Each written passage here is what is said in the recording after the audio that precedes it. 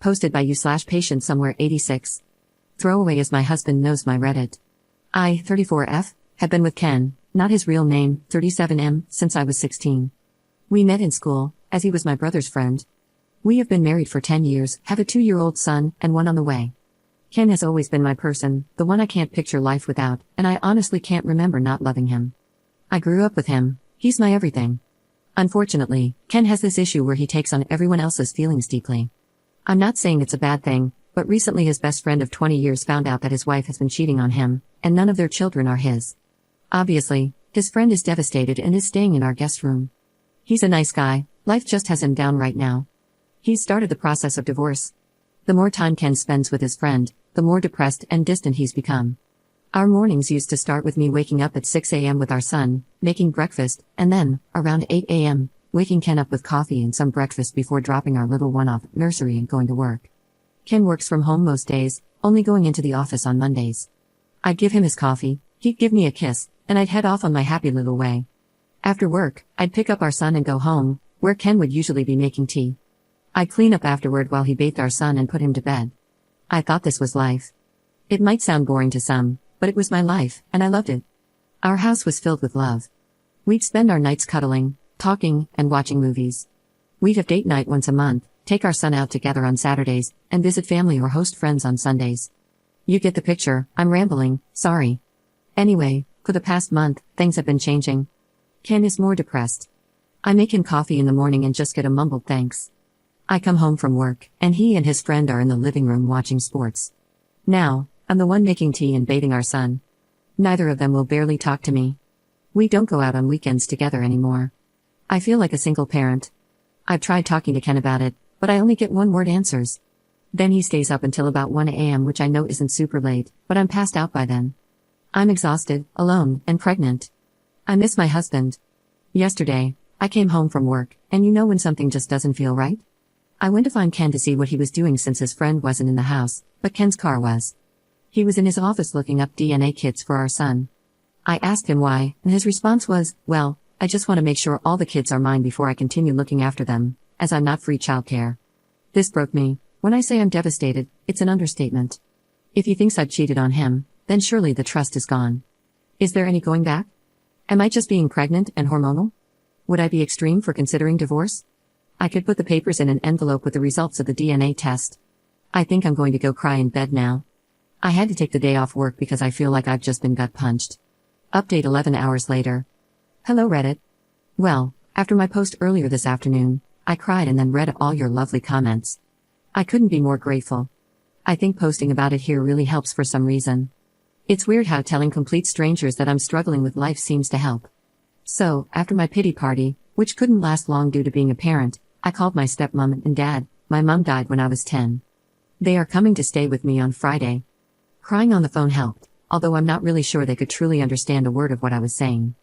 I've spoken to Ken, well, more like spoke at Ken, telling him that his friend has until Thursday to leave. I'm not a monster and can't just tell him to leave at the drop of a hat. I've also told Ken he needs to leave too. While yes, I could go to my dad's house, I don't want to disrupt my little one more than necessary, and all the things for my baby are here too. Especially since I'm 8 months along, it just seems stupid for me to be the one to leave. I've made it a point not to emphasize that it's my house either. I'm trying to be calm and sensible. I'm not 100% sure Ken listened, but I did message his sister, who is a force to be reckoned with, and she said she will make sure he's gone by Thursday night. The things I've told Ken I want include, yes, he can have the DNA test, but I'll be damned if I'm the one to organize it. He can also have one for the baby, as I have nothing to hide. I know some people have questioned why I'm so against it.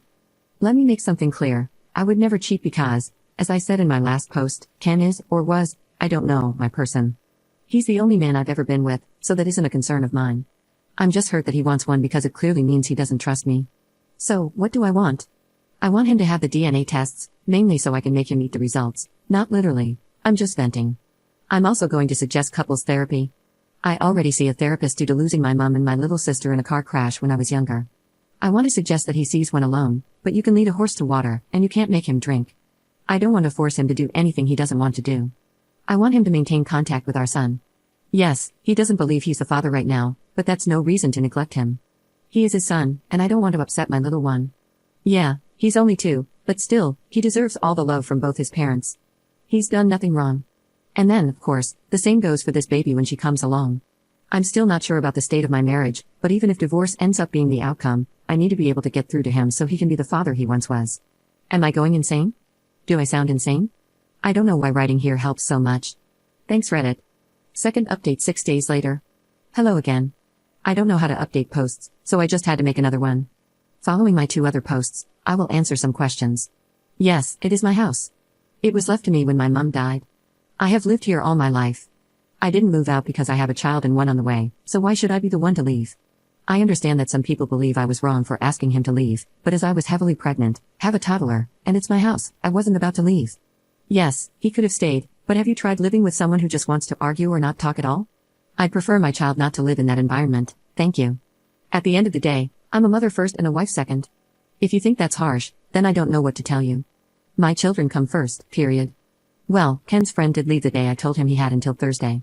He wasn't happy about it and shouted some insults at me, which was amazing, not really. Ken's sister came and picked him up. I wish I could tell you what she said, but she didn't say anything in front of me, she just kept giving Ken death stares. We did get the DNA test for the little one, and Ken is the father, obviously. Ken somehow thinks I intercepted the results, even though I wasn't the one who handled them, so he's clearly lost his mind. My dad came over, and while I was making tea, my waters broke. My little girl is here, she's healthy and happy. She was 9 pounds 8 ounces, so there's no concern about anything with her. I'm now a mum of 2. I'm home now, and Ken has been to see his baby girl. However, since she hasn't had a DNA test, he's disagreeing that she's his because his family doesn't have many girls, yet he has a sister, so I just rolled my eyes. I don't really know where to go from here. Ken is refusing therapy, saying there's nothing wrong with him or his brain. I beg to differ.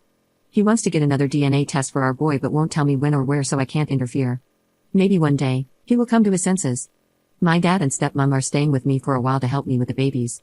I'd like to say I'm okay, but honestly, my emotions are all over the place, and I don't know which way is up. Ken's sister visits the babies, and we have an unspoken rule that we don't talk about Ken, apart from when our son asks about him. I wish this were the kind of update where he got the results, realized how much of an idiot he's been, and we moved on, but sadly, that's not the case. I can't dwell on it too much, I just have to take things one day at a time. I do miss my person and worry that he's missing out on his baby girl's life already, which, if I think about too much, will just make me sit and cry, but I don't have time for that. As always, thanks for listening to me rant. I might update if anything else happens in my life. Right now, I'm still left wondering if I'm doing the right thing here. Is there anything I could do differently? Why are my kids so hard for him to accept all of a sudden? Third update 10 days later. Hello again, Reddit. Things have been bizarre, but now I have closure. I know what's happened to my marriage. I know what scum Ken really is. He's not my person and never truly was. So now I just want to divorce him, cut my losses, and move on with my life. I'm still at home with my babies, settling into motherhood.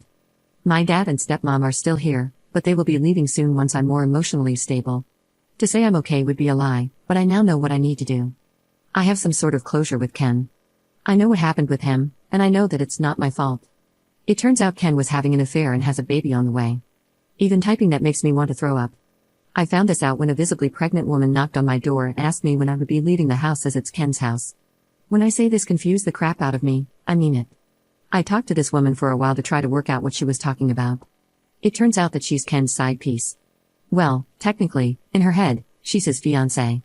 A month ago, Ken got down on one knee and proposed to her in my freaking kitchen. Classy, right? So, they have been seeing each other for a while. She's having his baby. She believes I'm the ex-wife who Ken is letting stay in his house until I get on my feet. Apparently, we broke up a few years ago, and none of my kids are Ken's. When I go to work in the mornings, Ken goes to her house and works from there. They were waiting for marriage to move in together. How are you trying to marry someone when you are already married? Freaking weirdo? I asked for proof of all this. She has pictures of them together. Apparently, she has an OF account where they make content together. I wanted to vomit. I told her we are still married and explained everything to her.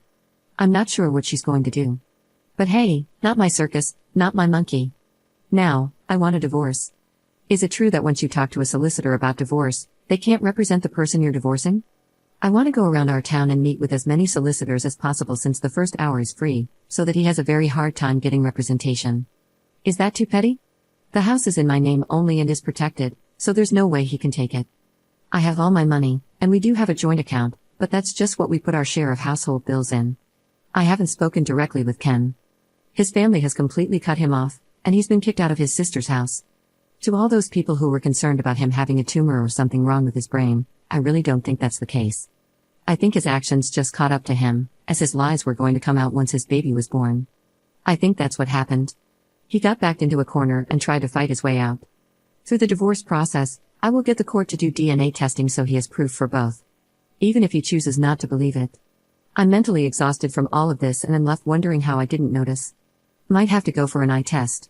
But honestly, would I be so wrong for just making his life as difficult as possible when it comes to getting legal advice, or is that too far? I want him to suffer. Fourth update 1 year later. Well, hello there again, Reddit. I'm okay. I totally just forgot about my ramblings on here, lol. I'm doing okay. I'm officially divorced from Ken. It took a long time to get to this part of my life, and at some points, I actually felt like I was drowning. Both of my kids had DNA tests through the courts, and they are Ken's. He still doesn't believe it. Not my problem though. Ken is now in prison for domestic abuse. I'm not 100% sure about the details because I wasn't involved. It was his side piece.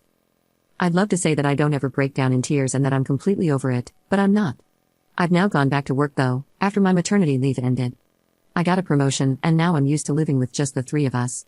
My kids keep me going, and I'm so proud of them. They visit their grandparents and their dad's side of the family, who have been so lovely and supportive. His sister is still amazing. I don't really know what else to say. I'm okay. I'm divorced, and my children are thriving. I can't thank Ken for a lot of things, but I'm grateful for my children.